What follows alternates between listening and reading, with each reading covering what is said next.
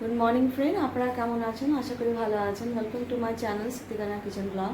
যদি ভালো লাগে অবশ্যই লাইক করবেন।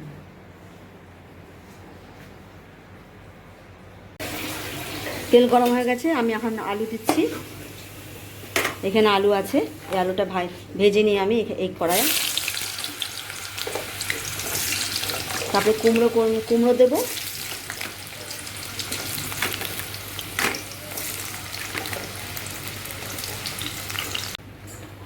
চিংড়িটা আমি লবণ হলুদ দিয়ে দিয়েছি, হয়ে গেছে। চিংড়িটা মুঠিয়ে দিচ্ছি। এই পেঁয়াজ দিয়ে দেবো আমি। পেঁয়াজ এখানে রাখা আছে, তারপরে পেঁয়াজটা দিয়ে দিলাম।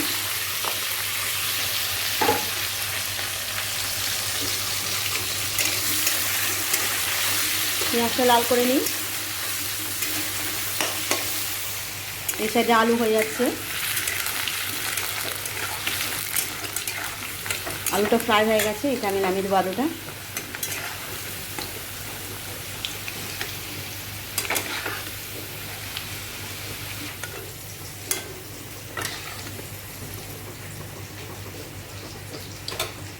এখানে কুমড়ো আছে, কুমড়োটা আমি দিয়ে দিই। কুমড়োটা ভেজে নেব।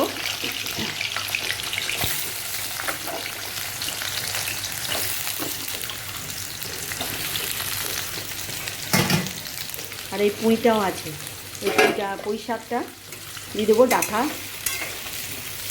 বাবা, তেলটা পুড়ে গেল আমার, হাতে তেল ধরে গেল। রান্না করতে গেলে না সত্যি আবার পুড়ে গেলাম আমি। এইটা তো পুড়ে গেছি, আরও তেলে গেল। फिर से तेल लग गया मेरा।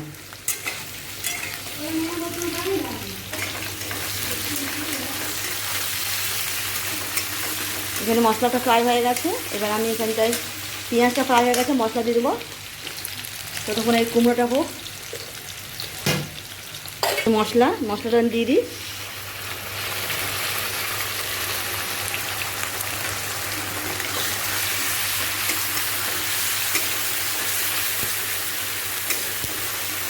একটু হলুদ, লবণ, জিরে দিয়ে দেবো।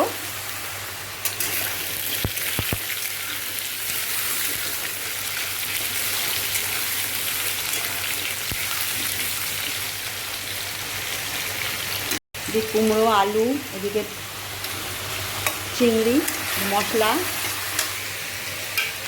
এই পুঁইটা দিয়ে দিচ্ছি আমি। ডাঁটা শাকটাও দেবো। এই শাকটা দিয়ে দিচ্ছি আমি।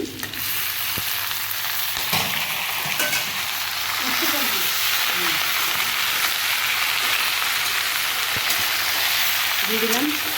দুটো কড়াই করছি। আর এখানটায় আমি মশলাটা হয়ে গেছে, এইসব মশলা, জিরা, লঙ্কা গুঁড়ো সব আমি দিয়ে দিচ্ছি এখানটায়।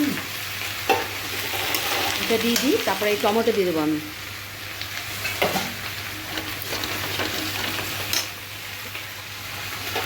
এই টমেটো দিয়ে দিচ্ছি আমি। লবণ সব দিয়ে দিচ্ছি, গরম মশলাও দিয়ে দিচ্ছি।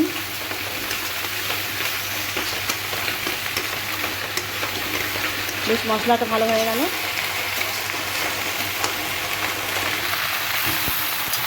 তাড়াতাড়ি হয়ে যাবে।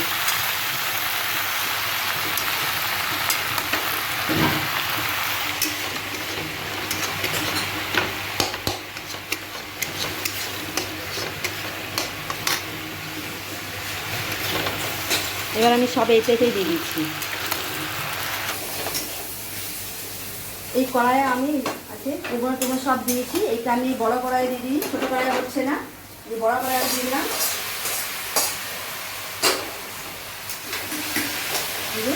সব দিয়েছি মশলা, কুমড়ো, পুঁই শাক সব দিয়ে দিলাম। আলু দিয়ে দিলাম। আমি ছোটো কড়াইয়ে হবে না বলে লবণ সব দিয়ে দিচ্ছি। আর এই চিংড়িটাও দিয়ে দিচ্ছি আমি। আর ঢেকে দেবো। গরম মশলা, লঙ্কা গুঁড়ো সব দিয়ে দিচ্ছি। দেখুন কেমন সুন্দর লাগছে। হয়ে গেছে, আমি একটু ঢেকে দেবো। আর একটু জল দেবো।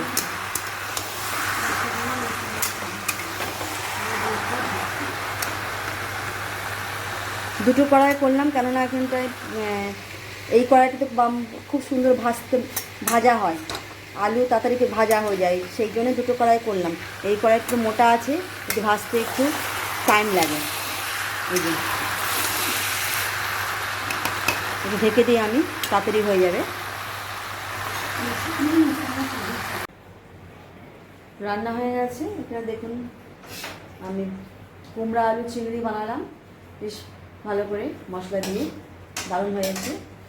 আর এই সাথে ডাল আর ভাত করেছি, আর আচার হবে। আজ এটাই খাওয়া হবে আমাদের।